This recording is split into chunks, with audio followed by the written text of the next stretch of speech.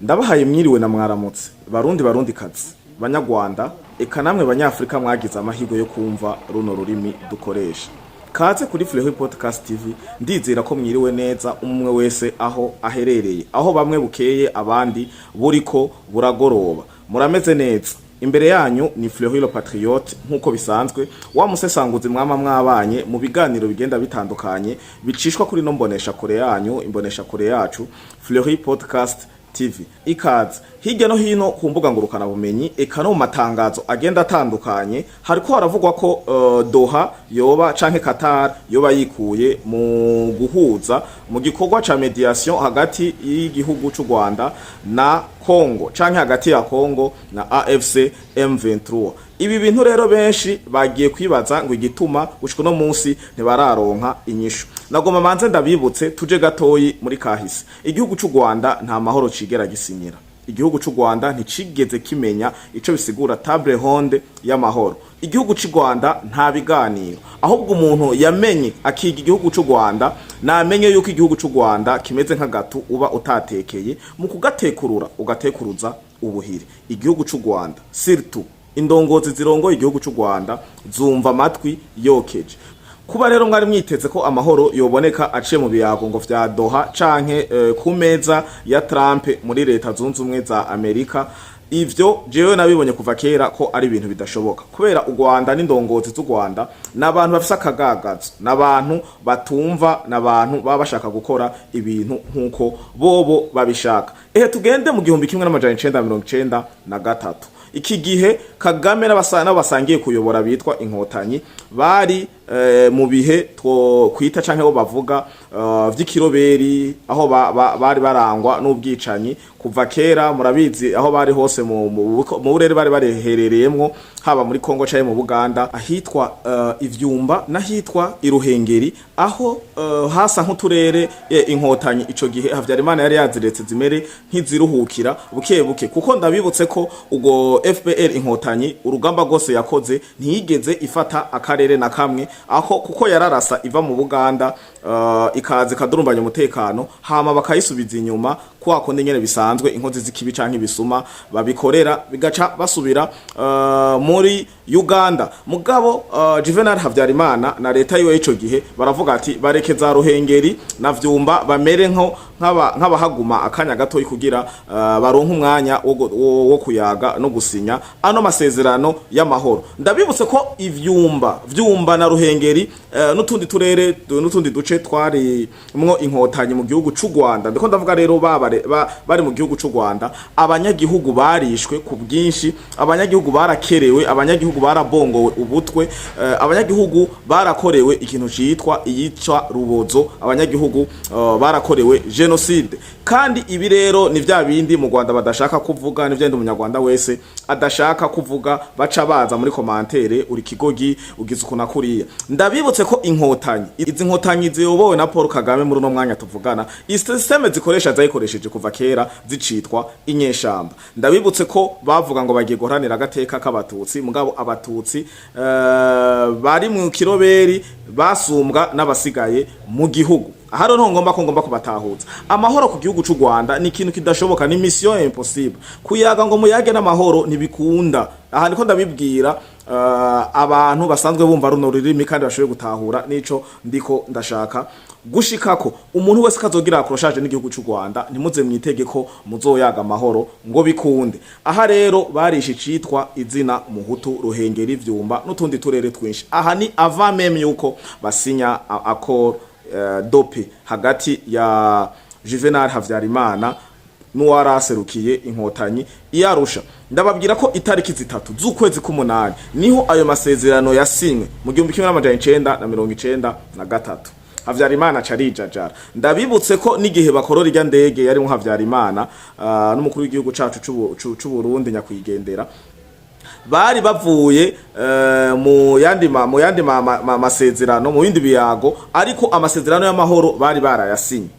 Ariko Kagame n'inkotanyi kunyota zo gushaka gushika kuco bari barateguye ari wo mugambi wa genocide bahavuye bambika Havyarimana canke abandi bari basangiye kuyobora uyu mugambi wacuzwe ushigwa mu ngiro na FPR inkotanyi. Ibi ndabivuze mu ndome nkuru kubera y'abatari umugambi bari barateguye, bari basinye amasezerano y'amahoro, basinye n'ukungene bagenda kugabagura. Bane bibaguma bavuga no muri Kongo ngo dushaka mu bwa mbere ko basavye ngo imyaka 8 ngo bazoce bavayo mu mwanya bagasaba ngo basaba ngo ko barasaba ngo turere ngo bafashe batugumemo mundi mwanya. Ibintu bagenda barasaba nivyo bigaragaza ko ari byo basaba no kuyeta Havyarimana. Kuyeta Havyarimana bagi barasaba ibintu byinshi by'amananiza, ariko hamwe n'umutima Havyarimana yari afise bimwe arabibemerera. Ariho bashise kuri accord dope yasimwe itariki 3 z'ukwezi k'umunani mu Rwanda bayita Kanama 1993. Iya kordope bayicishije ku ruho rw'amazi barapirona indege irimo Havyarimana kugira barevolte abene gihugu batera agashavu abo bayoboka Havyarimana ico gihe, hama birare mu banyagihugu bakekane bakererane bicane kugira bashike kuco bari bateguye arico genocide. Uko bari babipanze niko vyagenze. Nico gituma mubona gushika ano mango tuvugana FPR inkotanyi canke u Rwanda abarongoye igihugu c'u Rwanda indirimbo yabo eskize ikintu cyose bakoze ni genocide ubwoko kanaka bwarishwe, ubwoko kanaka bwira kunuko gushika naho bigaragara ko ari indirimbo canke igikorwa bateguye n'uwitwa ko ahagarariye ubumwe hagati y'abanyarwanda. Urana ko abanyarwanda mu 2004 bagize bahumya amaso abantu, bahuma amaso amakungu ngo bakuye ivy'ubwoko bazana systeme ya ndi umunyarwanda. Mugabo ndi umunyarwanda ntikora kuko uzokumva Jada Masene yama misi yose avuga abahutu abatutsi, abahutu bagize uku, abatutsi bagira uku ukuna kuriya, arivyo vyama misi yose bizana icuka kibi. Tuzingurure urupapuro tugaruke kuri Doha, u Rwanda na Kongo. Ibi rero Doha yavuye muri ano masezerano kubera ko u Rwanda rwayinaniye. Ingeso y'u Rwanda niyo yatumye Doha canke bijya biko biravugwa ngo Doha yavuye muri mediation hagati y'amasezerano y'amahoro y'u Rwanda na Kongo. Ni mumbwira ukungene boza kubwira Felix Tshisekedi ngo sinya amasezerano y'ukudandaza ubutare, kandi ubwo butare buzodandazwa na leta ya Amerika bwimbwe muri Kongo bucishwe mu Rwanda n'ubundi buhingurirwe mu Rwanda. U Rwanda pays commissionnaire, u Rwanda rutrafike ubutare gongere rudandaze au niveau international ubutare bwa Kongo n'ubwaguke bwayo yananiwe gushinga ayo mahinguriro baza bagiye gushinga mu Rwanda kugira ubwo butare bwimbwe hama bubera fine canke bwozwe butegurwe muri Kongo nyene, ko hajya ahantu banimba butare ari na haniniya buje muri Amerika buvuye direct muri Kongo.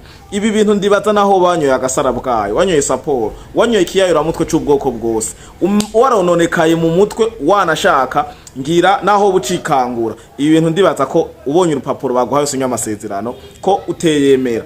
Rero amananiza canke strategy ka kenge ko gushaka ko u Rwanda ruguma gwiba, u Rwanda ruguma ruteza ibibazo muri Kongo. Ntibaze ngo wajya u Rwanda rurazi ko ruzotsinda irya ntambara. RDF canke AFCM 23 ziriya nyenzi zasarambwe zirazi neza ko irya ntambara batari buyitsinde, ariko kubera batajanweyo n'intambara, bajanweyo no gusesa amaraso no kwica, bajanweyo n'imigambi itatu namanaye babari. Umugambi wa mbere no kwiba ubutare losusor ya Kongo. Umugambi wa kabiri nukwica izina muhutu, bariko biravugwa ko bariko barihora ngo abahutu bagize genocide muri 1994.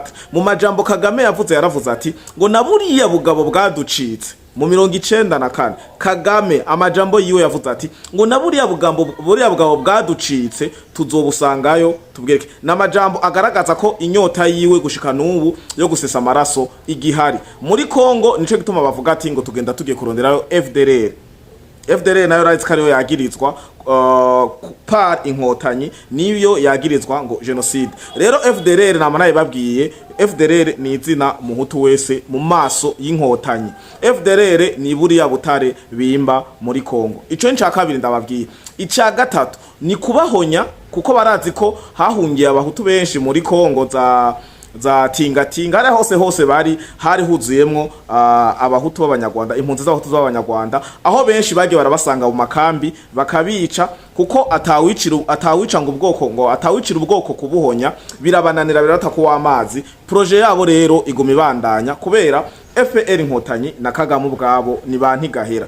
Aya n'amajambo mvuze muri kino kiganiro atavugwa mu gihugu cy'u Rwanda, aya n'amajambo atigera avugwa n'igihugu cy'u Rwanda. Ubivuze swate ni mageregere, swate ni kwa Kabuga. Rero Inkotanyi zishaka ko zivuga amajambo yazo gusa, zumvigwe, zitera ubwoba, akagwi kamwe kabeho neza, akandi kagwi kabeho nabi, hanyuma ibintu birangire nkuko bo babiteguye. Bari muri Kongo kwiba, bari muri Kongo guhonya ubwoko bihora, kuko ihori bama bavuga ngo nta n'umuntu ngo yakoze mu jisho canke yakoreye ikibi Inkotanyi ngo bihera. Aya majambo avugwa na Kagame, kavugwa na Kabarebe, izi ndongozi nyene z'u Rwanda ni ba Ntihwera, ngira niho n'iryo zina ryo baryaraza. Ica kabiri nukugira, ica gatatu ni kugira bateremwe, bamaze kubahonya bakabakuraho. Barazi ko burya Kivu zike zose za Katangara hose bari mu Goma n'ahandi henshi, Nord Kivu na Sud Kivu, barazi ko gace karimo ubutare bwinshi mu gihugu ca Kongo, ariho hegereye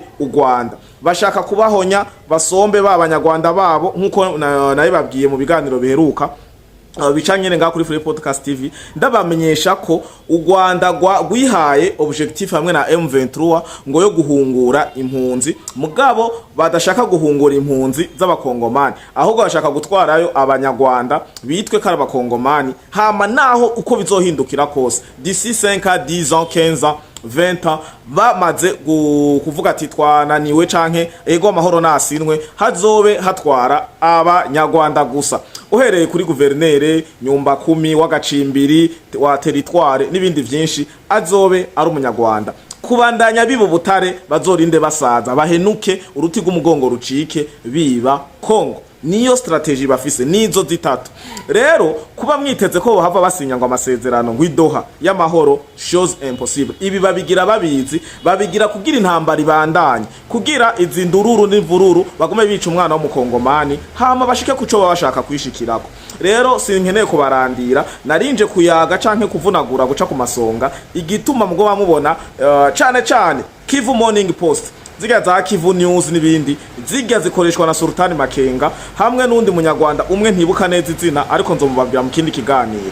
Ni mumenye neza ko ibi babikora ku kenge kandi babikora nkana, suko ari bijuju bako baratuma amasezerano ateba, bagume bakwegura baronke akanya ko kwiba. Rero ndabakengurukiye mwebwe mudahengeshanya kandi mudahemuka gukurikirana Free Podcast TV. Muri kano kanya ndizera ko tubanye akanya gato mugaba kato keza. Ndakengurukiye mwe mwamaze kugira sabone canke subscribe, eka namwe mufata ikiganiro hagati canke bakibashikirije biciye mu nzira za link, namwe ni mugende mugize sabone canke subscribe kugira ntimubandanye muhomba, kandi tubandanye twagura umuryango wa Free Podcast TV.